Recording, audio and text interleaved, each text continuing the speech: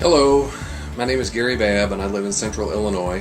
I work full-time as a sales manager for a printing company, and a couple of years ago I took a pay cut when the economy took a dive and the housing market crashed.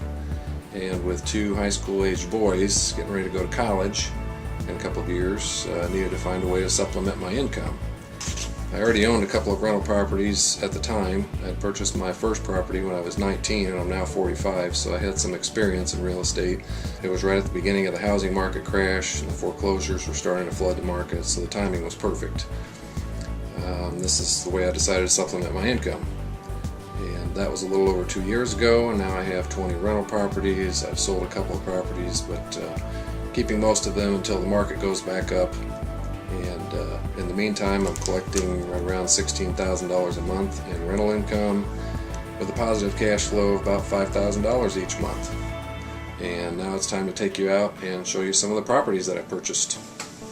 This first property we're looking at here, I just bought recently. I paid $37,500 for it and put about $13,000 in it.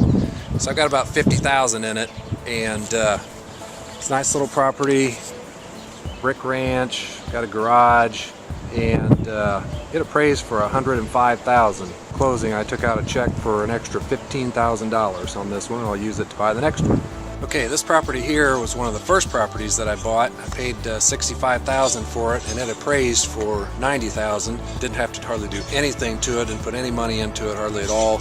And like I said, it appraised for $90,000.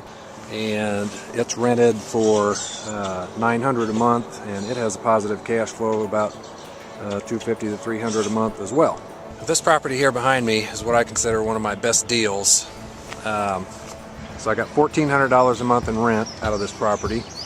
I paid $28,500 for this house, and put about $25,000 in it, so I got about $54,000 invested in it, and it appraised for $112,000.